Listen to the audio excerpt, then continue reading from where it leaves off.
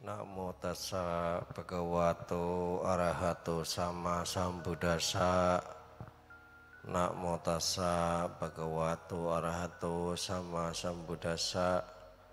Namo tassa bhagavato arahato sama sambuddhassa.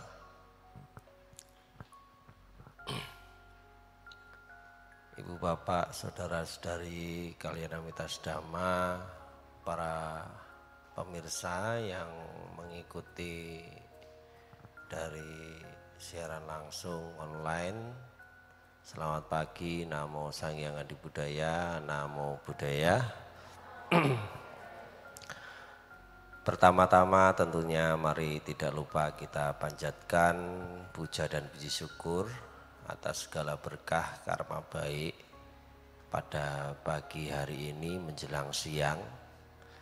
Kita masih berkesempatan di dalam melakukan kebajikan dan tentunya karma baik kita pada pagi hari ini masih memiliki kesehatan, sehat jasmani rohani, sehingga kita bersama-sama juga melakukan satu kewajiban dan juga satu timbunan karma baik parami, di mana yang kita lakukan melalui puja bakti, sebagaimana yang tadi malam Bante sampaikan.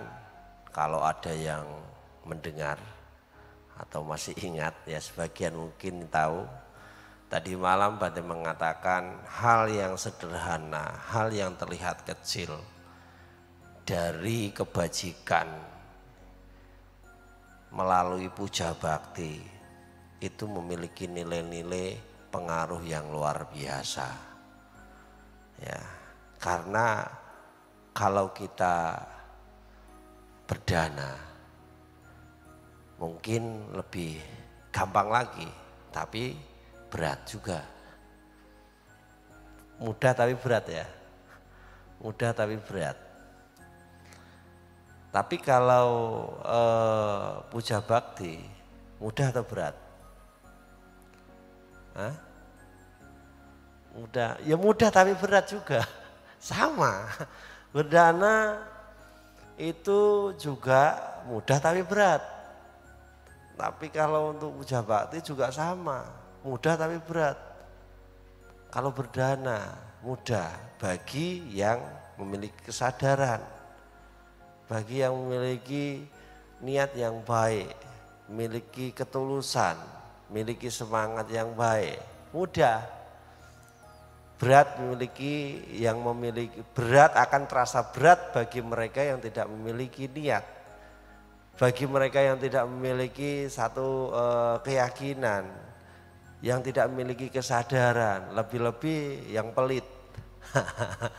Ya berat sekali kan. Nah, walaupun hanya gopek saja loh, itu berat. Kalau dananya di Sun Plaza itu enggak berat, di Center Point enggak berat. Nah, ya kan? Nah, berapapun, nah, oke. Tapi kalau berdana ke kotak dana, hayo Bante. Dipilih dari warna coklat, dari abu-abu, coklat, terus 1000 warna apa ya? Nah itulah pokoknya, naik lagi 20 warna agak hijau ya. Nah, maklum nggak terlalu apa jadi nggak hafal. Nah terus kalau yang 50 warna biru. Nah, terus warna merah. Dari semua warna itu ya, beraneka ragam warna. Masuk kotak bisa jadi dipilih yang paling warna yang nggak menarik, warna abu. Loh, bagi mereka yang apa? Yang tidak memiliki kesadaran, yang enggak memiliki keyakinan. Tahu kan yang abu-abu? Nah, nopek. Nah, bagi yang memiliki yang tidak memiliki keyakinan itu pun sangat berat. Tapi kalau dana di Sunplaza, dana di Center Point, ya, nah, yang merah-merah itu tak masalah ya kan. Nah inilah bedanya. Berbuat baik itu kadang terlihat mudah, ringan, tapi berat bagi yang tidak punya kesadaran. Nah sedangkan kita itu melakukan puja bakti kok katanya ringan tapi berat. Ya, orang puja bakti itu butuh kesabaran loh ya. Anda duduk di sini udah berapa lama? Udah berapa menit? 1 jam apa nanti? Coba Anda nggak duduk di sini udah ngapain aja coba? Udah sana sini, apalagi Center Point, ya. Nah, udah sana sini banyak aktivitas sudah. Tapi di sini ada diem. Nah, ini duduk santai, tenang. Lah sebenarnya kebajikan ini ada dan mempengaruhi secara langsung kita sudah praktek hal yang disebut kesabaran ya. Anda sudah mengendalikan diri. Anda dari tadi tenang. Lebih-lebih pas saat baca parita. Anda baca parita pikiran Anda akan selalu diupayakan walaupun kadang lompat-lompat juga ya kan. Baca parita aja masih pikirannya lari-lari juga teringat ini teringat itu ya merasa. Ada yang seperti itu. Udah baca parita tapi tiba-tiba pikirannya lompat sana lompat sini. Masih ya sambil baca parita itu. Ya begitu. Ada ngalami? Ya bisa jadi. Tapi setidaknya masih diarahkan lagi. Lah ini loh. Kita itu secara tidak langsung telah melakukan satu praktek latihan. Dalam mengarahkan pikiran kita, mengendalikan pikiran kita, perhatian kita, kesadaran kita. Nah, jadi meditasi ini juga dilakukan. Ada kan tadi? Nah walaupun hanya 1 menit saja. Ya, sadarnya 1 menit. Setelah itu lari udah kemana-mana. Udah ya kan. Nah, ya enggak apa-apa. Daripada tidak sama sekali. Nah, setidaknya ada upaya yang kita lakukan. Nah di sini kita sudah melatihnya, mempraktekannya. Berarti secara tidak langsung kita telah apa? Telah ngebuat satu kesadaran kita semakin berkembang. Nah, maka kesadaran yang kita asah, yang kita latih di sini, kita kembangkan, kita tingkatkan melalui daripada hal-hal yang penataan diri itu memiliki sesuatu yang luar biasa pada akhirnya nanti. Karena dengan membiasakan seperti ini duduk. Ya, kalau Anda niatkan dengan satu kesadaran yang baik, maka Anda akan sangat berterima kasih, beruntung sekali. Sekarang di Medan itu umat Buddha ada berapa banyak? Banyak. Anda boleh cek wihara itu penuh enggak? Boleh dicek. Tidak ada yang wihara penuh. Saya berani taruhan minum kopi. Nah, kan mungkin taruhan uang kan, nah, taruhan minum kopi kan. Nah, Starbucks boleh lah ya. Agak elit sedikit ya. Nah, boleh dicek. Nah, tapi umat Buddha media sosial banyak sekali. Umat Buddha media sosial banyak sekali Bapak Ibu.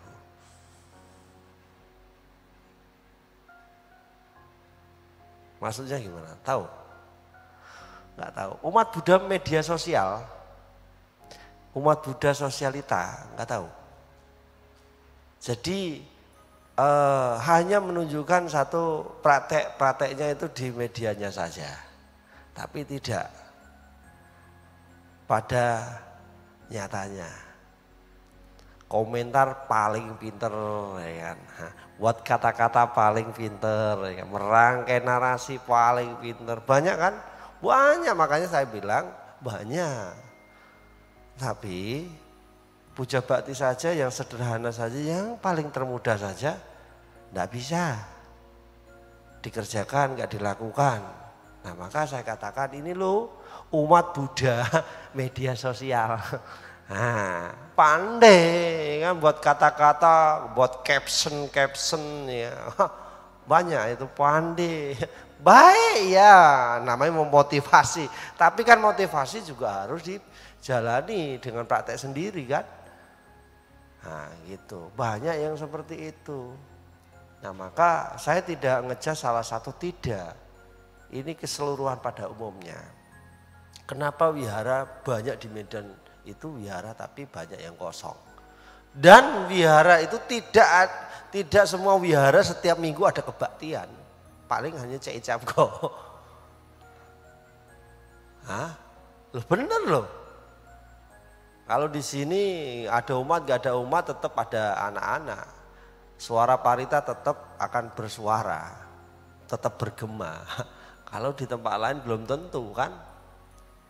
Nah ini, maka ya beruntung kan bagi kita hari ini, ya Anda yang sudah duduk di sini, sudah melakukan satu praktek tindakan yang luhur melalui cara yaitu patik dhamma, praktek langsung melalui ya puja bakti bersama-sama.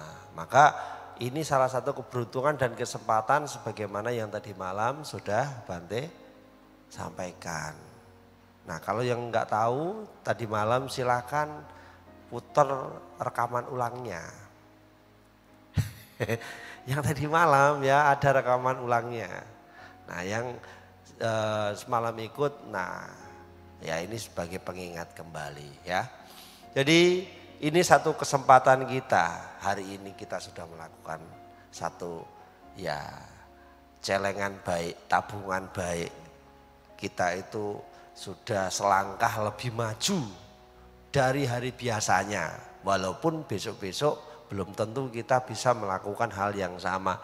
Kok bisa Pak? Ya memang benar. Karena momen yang sama tidak akan datang kedua kali. Anda mengalami perasaan apa yang Anda rasakan hari ini belum tentu akan sama di minggu depannya. Maka sebenarnya sangat berharga, jangan disia-siakan kalau bisa seperti itu. Nah, ditingkatkan spirit semangatnya itu melalui puja.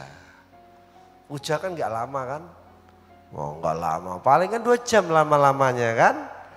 Ya kan, 2 jam lah, nggak nyampe 3 jam itu, ya kan. Nah, ngomong Bante ceramah paling lama juga 1 jam, biasanya nggak 1 jam, paling sebuat pendek-pendek saja. Kecuali kalau dhamma kelas berjam-jam bisa, gitu. Nah, jadi pada hari ini Bante ingin menyampaikan pesan sedikit tentang kebahagiaan dan penderitaan itu pilihan. Kan sesuai temanya seperti itu kan. Nah, kenapa bahagia dan penderitaan itu pilihan? Siapa yang memilih? Karena kebahagiaan dan penderitaan itu tidak ditentukan loh ya. Kita adalah pemilik dan pewaris daripada karma kita sendiri. Dan yang menyebabkan itu siapa? Diri kita sendiri. Kita berpaham tentang sebab akibat. Sederhana, Anda sudah makan tadi? Sudah kenyang? Oh, habis makan kenyang Bante. Iya, itu artinya sebab akibat. Anda makan, Anda kenyang. Nah, itu hukum sebab akibat. Lah yang memilih makan siapa?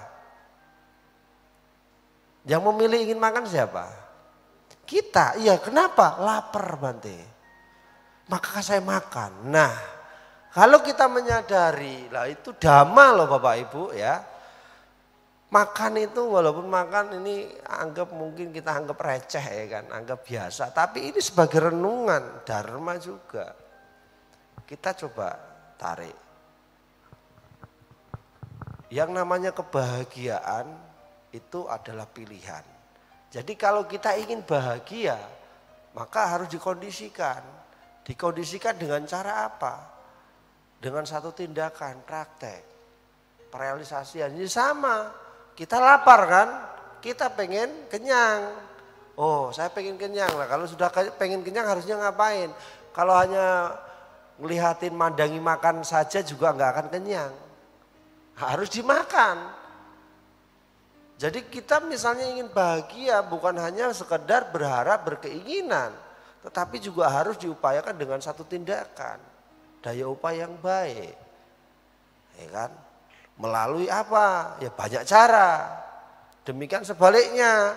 Kalau yang penderitaan itu juga pilihan. Sudah tahu kalau namanya api itu panas kita pegang sakit. Yang goblok siapa? Yang goblok siapa? Hah? Yang goblok siapa itu namanya? Hah? Kok nggak berani jawab nih yang lain? Nanti kena jebakan banting. Lah ya kalau yang goblok ya diri sendiri lah ya, makanya sudah tahu salah kok masih dilakukan. Siapa yang salah berarti? Ya diri sendiri kan. Berarti yang goblok siapa? Ya diri sendiri. Nah, maka di sini loh ya. Semua yang senang mau yang tidak senang kita sendiri yang menentukan, bukan orang lain atau makhluk lain. Tidak ada adik kuasa siapapun, semua bersumber dari kita. Nah kalau di dalam Cakawati Sihanada Sutta, di dalam kitab Digha Nikaya, Buddha mengatakan jadilah pulau bagi dirimu sendiri. Jangan pernah mencari pulau di luar daripada pulaumu. Ini mengisyaratkan mengartikan apa?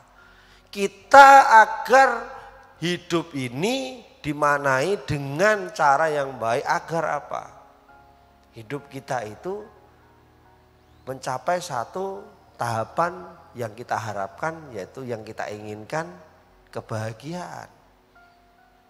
Karena kebahagiaan itu bukan dengan datang dengan sendirinya, tetapi dikondisikan. Nah, melalui satu upaya. Jadi Buddha mengatakan jangan mencari pulau bagi dirimu sendiri. Enggak boleh kita, enggak bisa kita mencari di luar daripada di dalam diri kita sendiri. Yang mendamaikan diri kita sendiri siapa? Kita enggak damai, misalnya depresi, minum obat, misalkan ya. Kan ada obat depresi. Berapa lama kita minum obat depresi? Yang terjadi adalah ketergantungan. Terapinya harusnya ada terapi. Nah, dengan cara apa? Kembali lagi terapi itu juga nanti akhirnya kita diajak untuk melihat ke dalam diri kita sendiri. Nah ini loh. Semua itu dari kita. Maka kita memulai, maka kita juga yang akan mengakhiri. Kalau kita memang salah, kita menderita berarti ada kekeliruan. Maka harus dirubah cara sistem daripada cara berpikir kita. Cara pandang kita. Yang harus kita rubah kembali lagi pada tindakan, jalur, cara, tahapan, perilaku kita, sikap kita. Nah, jadi seperti itu Bapak Ibu. Ya kan? Bahagia kalau semalam saya mengatakan ada bahagia menikmati dan memiliki, ya kan? Gimana lah kita bisa memiliki dan menikmati kalau kita tidak berusaha. Contohnya, kalau kita memiliki ingin mendapatkan materi, ya materi, ya karena kan semua hidup kan perlu materi kan, bo materi bocah ya kan. Nah, istilahnya bo cokang, bo lui, bocah. Bolui bokia-kia, bolui bocumi-cumi, ya kan. Pokoknya kalian harus ului ya. Karena hidup itu ya kan, memang tak butuh uang, tapi semua perlu uang. Coba, listrik nggak ada gratis. Listrik ini lumayan, ya. Contoh kayak kami sendiri, kami di wihara nggak butuh duit. Tapi segala sesuatu perlu duit. Benar gak? Iya, Anda duduk nyaman, AC gini kan, nggak perlu duit, cuma perlu bayar listrik saja. Ya kan, ya kita bisa seperti ini, saya ngomong enak, ya kan, karena ada mie. Coba mati lampu, suruh teriak-teriak saya, nggak mau lah saya. Ya kan, ya memang nggak perlu duit, cuma perlu bayar listrik. Ya kan. Bante nggak perlu makan, nggak perlu beli makan, ya kan? Tetapi makanan itu juga dibeli semua dari duit kan? Kan Bante nggak beli makanan di sini, anak-anak yang masak, tapi makanannya itu bahan-bahannya dibeli atau minta itu, dibeli ya kan? Makanya. Memang hidup itu nggak perlu uang, tapi segala sesuatu butuh uang. Iya kan Bom? Nah, memang kita hidup nggak butuh uang, nggak perlu uang. Jangan kita semua uang. Tapi ya gimana pun hidup itu juga apapun segalanya semua pakai uang. Anda datang sampai sini coba, Anda jalan kaki ke sini tadi, atau naik delman? Hah? Naik mobil, naik motor Bante. Lah terus motor Anda, mobil Anda ini bisa jalan karena apa? Ada minyak kan? Hah. Itu minta sama pembensin atau beli? Belilah. Lah makanya ya kita harus realistis, makanya hidup itu butuh materi. Jangan mengatakan nanti Bante yang sudah meninggalkan Pak rumah tangga, yang sudah berkeluarga nggak butuh uang, itu hanya orang yang pekok itu. Nah, tahu kan orang pekok, tahu, goblok gitu. Loh kenapa orang nggak tahu realitas hidup itu berarti? Ya itu tadi saya bilang ya kan, Bante nggak butuh uang, tapi saya perlu bayar listrik. Ya kan, Bante nggak butuh uang tapi saya perlu bayar semester mereka. Nah, ya nggak butuh uang tapi semua butuh uang. Nah ini, ya. Nah, maka kita bagaimana akan memiliki, akan menikmati kalau kita tidak ada usaha. Lo usaha Bante sudah saya lakukan. Bante buat kegiatan, ya kan, buat acara. Ya kan seperti kan gak mungkin Bante nyupir angkot. Hah? Loh, lah ya makanya.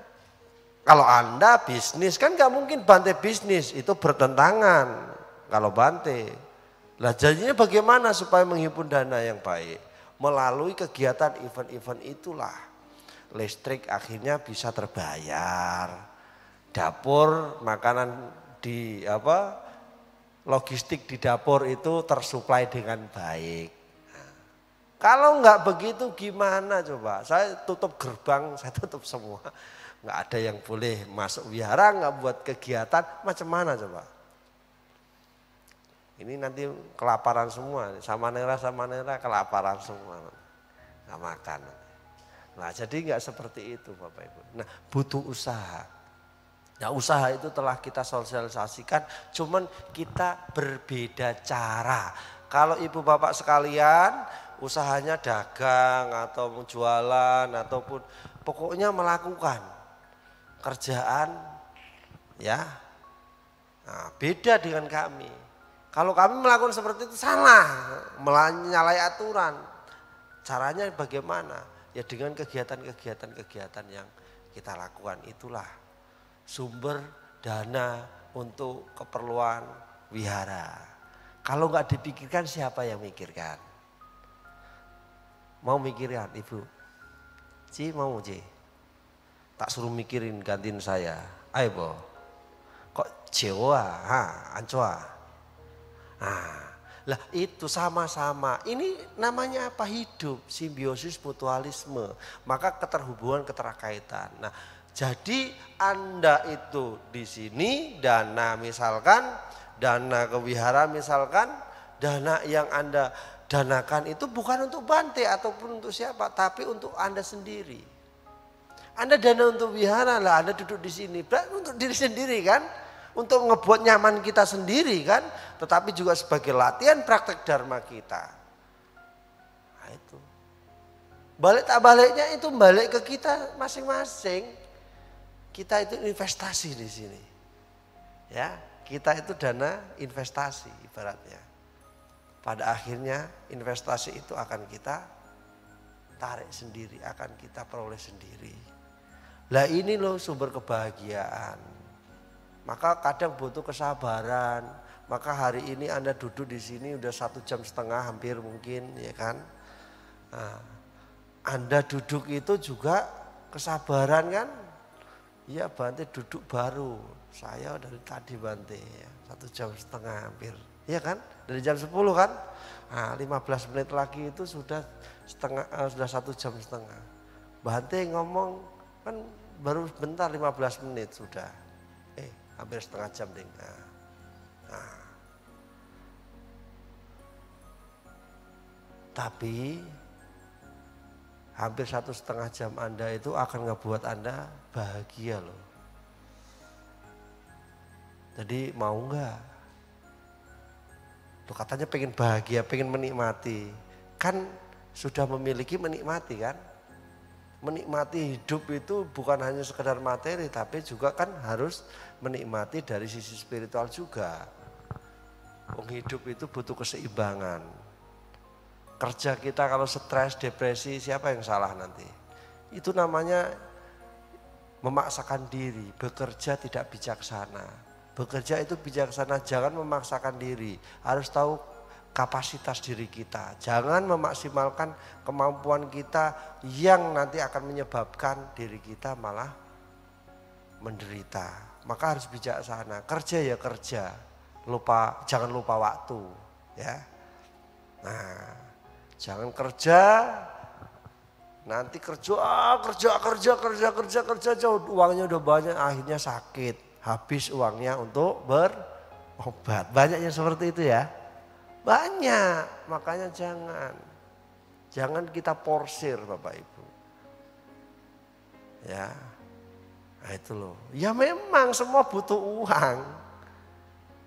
Semua gak butuh uang, tapi ngapa-ngapain butuh uang. Iya benar, tetapi juga harus bijaksana maksud saya. Karena jangan kita lalai, kita mengabaikan ya. Ingat bahwasanya kita hidup ingin panjang atau ingin pendek.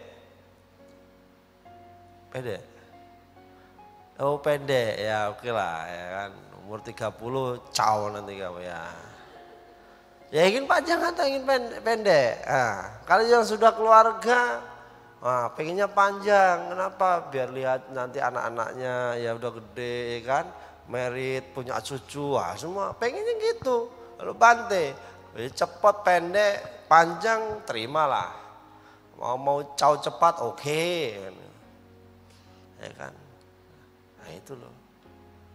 Nah, ya, jadi ayo kalau kita ingin bahagia ya usahalah. Ya hari ini kita sudah usaha. Salah satu yang akan ngebuat kebahagiaan. Karena kebahagiaan itu kan gak ada yang jual sih sebenarnya, benar gak sih? Ada yang jual di CP atau di Salplaza? Ada nggak yang ngejual kebahagiaan? Kalau ada saya mau beli juga. Bom. Nggak ada kan? Nah, karena memang kebahagiaan nggak ada yang ngebeli. Nah, wong kita pengen bahagia tanpa celah, ya kan? Bahagia itu tanpa celah itu, tapi kalau perilaku kita, tindakan kita itu nggak sesuai, gimana kita terhindar dari celah? Ya pasti tercelakan, dicelakan. Nah itu maka butuh usaha. Nah iya, kita sendiri yang menentukan intinya. Maka buat senang tidak senang hidupmu itu tergantung dirimu, bukan orang lain. Ya pokoknya di sini sama juga ini, sama nera anak-anaknya. Mau pinter gak pinter itu tergantung dirinya. Kalau gak mau belajar ya bodoh, gak pinter, gak naik kelas. Ya kan? Nah, ada yang gak naik kelas? Gak ada. Karena mau usaha. Maju yang tidak ngerti asli biar ngerti karena ada kemauan. Nah Jadi semua kembali ke usaha, niat. Ya.